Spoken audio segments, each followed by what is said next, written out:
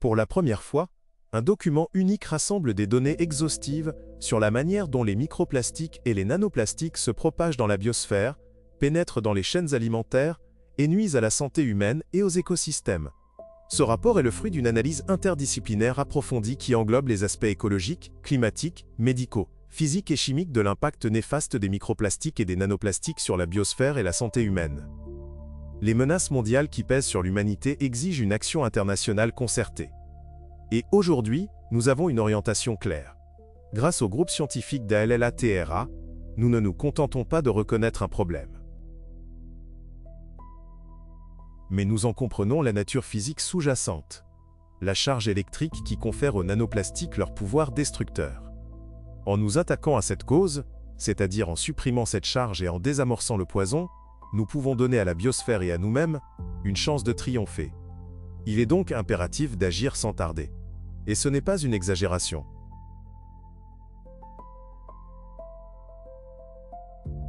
Nos capacités cognitives déclinent rapidement et c'est grave. Ce déclin est dû à l'accumulation de nanoplastiques dans notre cerveau. Vous le constatez peut-être déjà chez vous et chez vos proches. Si nous n'agissons pas, la situation ne fera qu'empirer d'année en année. Vous allez maintenant comprendre pourquoi. L'ère de l'extinction intellectuelle.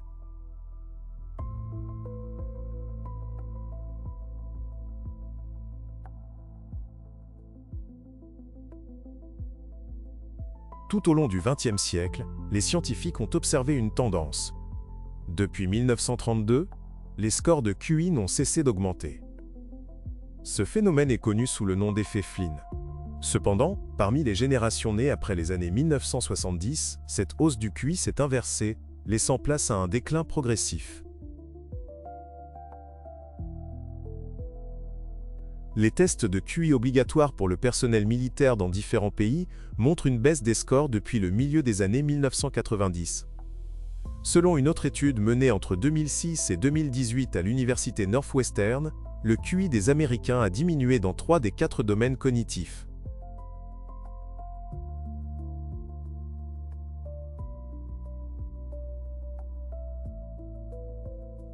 Ce déclin du QI moyen est appelé effet Flynn inversé.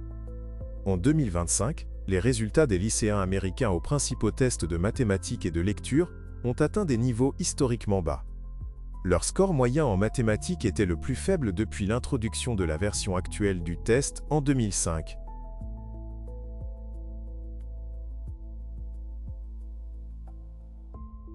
Tandis que leurs scores en lecture étaient les plus bas depuis le début des tests en 1992.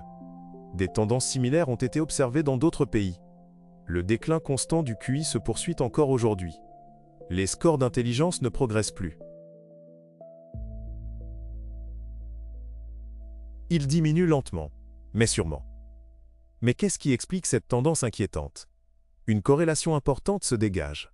Le déclin du QI moyen coïncide avec l'augmentation exponentielle de la production et de la pollution plastique. Observez les graphiques. Plus il y a de plastique, et donc plus il y a de micro- et nanoplastiques dans l'environnement, plus le QI est bas. Ceci démontre un lien évident entre l'augmentation de la quantité de plastique et le déclin des capacités cognitives. Et c'est profondément alarmant. Il ne s'agit pas d'une simple corrélation statistique. La production de plastique ayant explosé, notre exposition quotidienne aux micro- et nanoplastiques a elle aussi augmenté. Les particules de plastique chargées peuvent facilement traverser les barrières biologiques, notamment la barrière hémato-encéphalique. Une fois dans le cerveau, les nanoparticules de plastique s'accumulent non seulement dans les neurones, mais aussi dans les cellules gliales, ces mêmes cellules qui nourrissent et protègent les neurones et contribuent à la formation des connexions neuronales. Le cerveau contient beaucoup plus de cellules gliales que de neurones.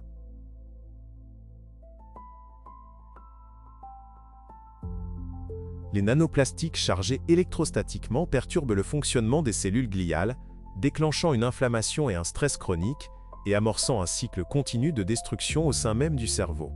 Pour le cerveau, le stress chronique et l'inflammation sont comparables à un ordinateur dont la batterie est presque déchargée. Lorsque la batterie est presque vide, mais que de nombreux programmes sont encore en cours d'exécution,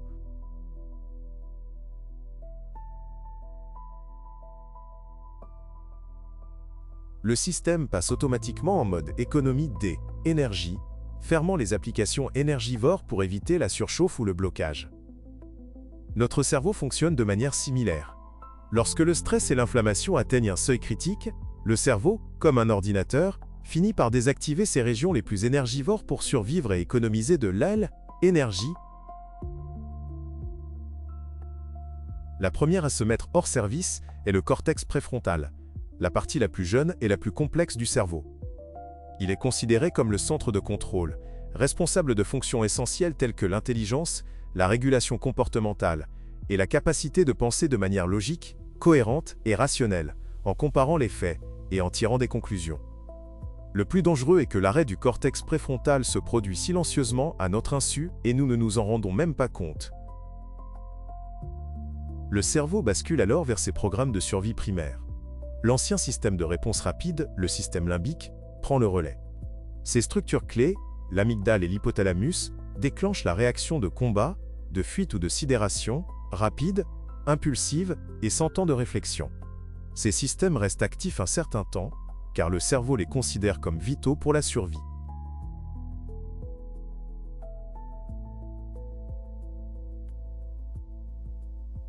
Par conséquent, la prise de décision rationnelle cède la place à la panique. La créativité et l'intelligence sont remplacées par la dégradation et l'apathie. L'empathie disparaît, remplacée par l'indifférence ou l'agressivité. Les particules de plastique chargées électrostatiquement qui pénètrent dans le cerveau interagissent avec les membranes neuronales, activant la microglie et alimentant continuellement le stress oxydatif et l'inflammation chronique.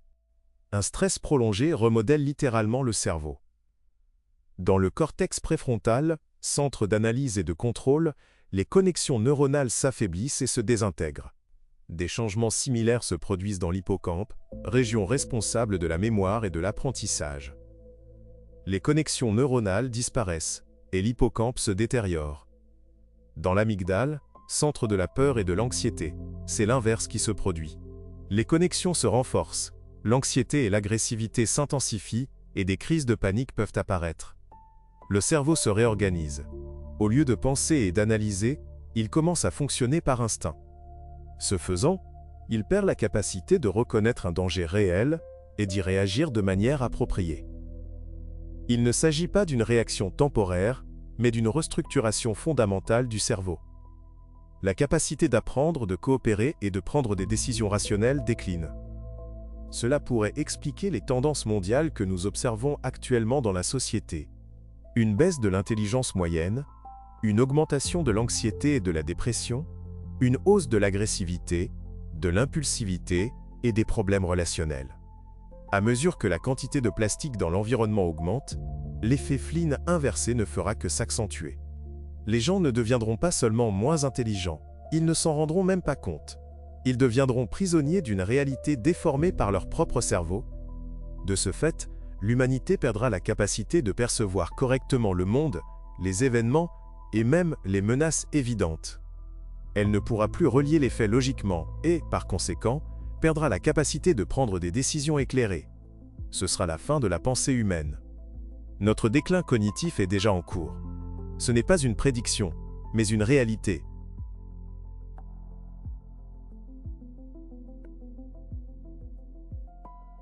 Le plastique nous rend moins intelligents et moins aptes à réagir aux crises.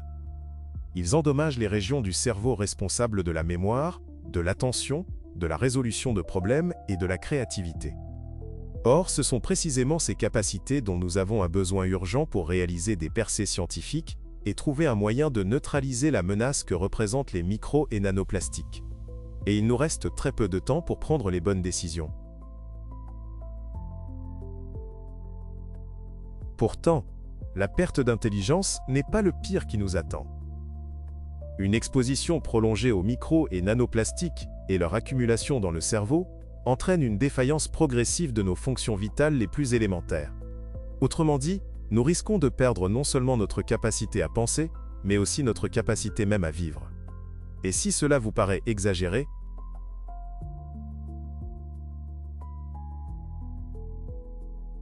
pensez à l'animal. Sa masse corporelle étant bien plus faible, la concentration de plastique dans son cerveau est beaucoup plus élevée. Elles vivent déjà dans le monde, dans lequel nous entrons à présent à toute vitesse. Les microplastiques peuvent pénétrer dans le corps d'une abeille à travers sa fine cuticule ou avec de la nourriture, et atteindre son cerveau en seulement 72 heures.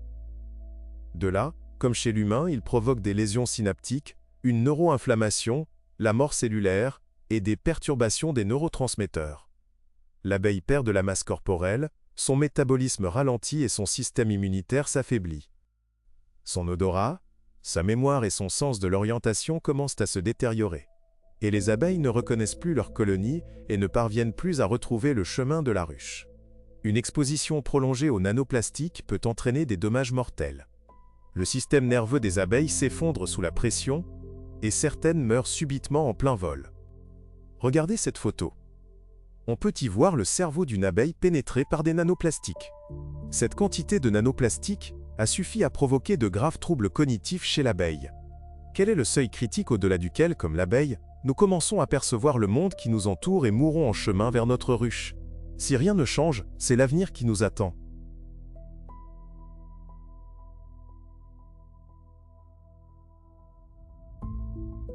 Il est également important de reconnaître qu'il n'existe aucun seuil de sécurité pour ces substances chimiques dans l'organisme.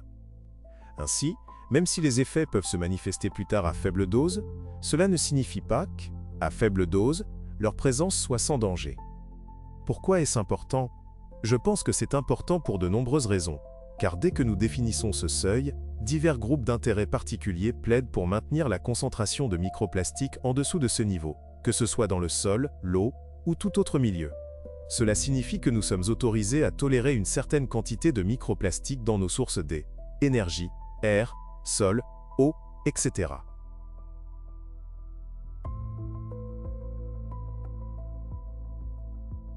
Mais il s'agit d'un impact cumulatif, il ne faut pas l'oublier.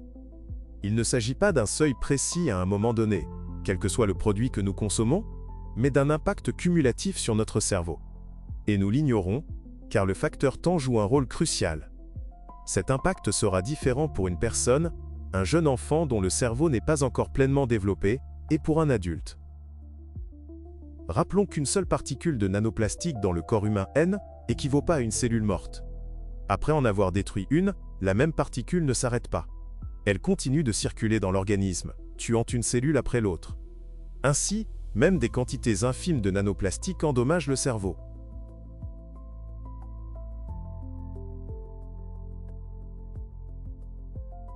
C'est pourquoi il n'existe pas, et n'existera jamais, de concentration sans danger. La seule différence réside dans la vitesse de destruction. Autrement dit, plus il y a de nanoplastiques, plus le processus est rapide. Ces particules de plastique détruisent la biosphère et les cellules de notre corps.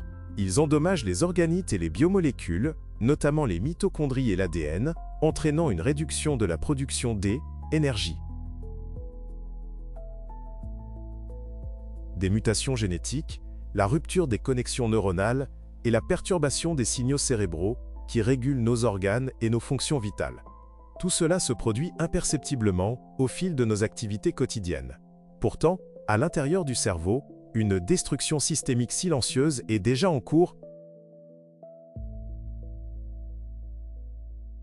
La question est la suivante: l'humanité saura-t-elle reconnaître à temps l'ampleur de cette menace et trouver un moyen de priver les microplastiques et les nanoplastiques de leur capacité à accumuler et à retenir une charge électrique?